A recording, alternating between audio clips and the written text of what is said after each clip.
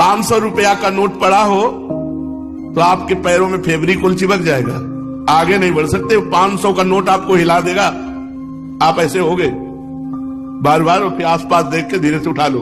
500 रुपया आपको आगे नहीं बढ़ने देगा। अगर 10-20 नोट 500 के पड़े हो और आसपास कोई हो ना, और आपको फिर उनको क्रॉस करना हो, निकल जाना हो वहां से, फिर आपकी परीक्षा होगी कि आप कितने बहादुर हो, कि आप उनको रौंदते हुए निकल जाओ। उनका कोई महत्व ना हो, जैसे रद्दी कागज ऐसे तुम्हें, लेकिन ऐसा नहीं होगा। अगर एक कदम चलोगे, पीछे 500 का नोट है, आगे 2-4 नोट पड़े हैं, तो आसपास पहले दृष्टि जाएगी, कोई देख तो नहीं रहा है, फिर धीरे से उठा लेंगे। भले हम वो कहीं दान पेटी में डाल दें, लेकिन उठा जरूर लेंगे। क्यों उठा लिए? क्योंकि महत्व है, धन में महत्व है, भोगों में महत्व है।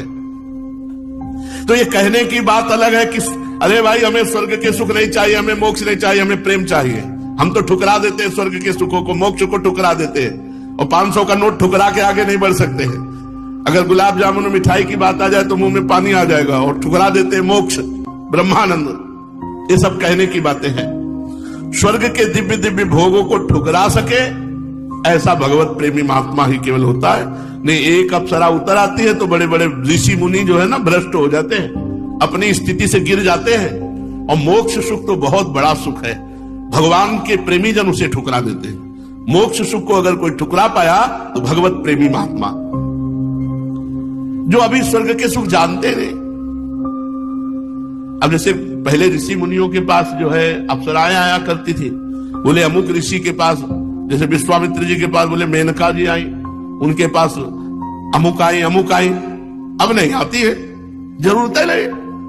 वो तो जो समस्त इंद्रियों पर विजय प्राप्त करके मृत्यु लोक के समस्त भोग प्रणाली को रौंद दिया और हेरा नहीं उनकी तरफ, तब दिव्य लोकों की अप्सराएं उनके सामने आती है। यहां दिव्य आने की जरूरत है नहीं। तो स्वर्ग के सुख तो तब उतरे ना जब मर्त्य लोक के सुखों का विजेता हो। जब मर्त्य लोक के सुखों में ही भ्रष्ट हो गया तो स्वर्ग के सुख की बात क्या।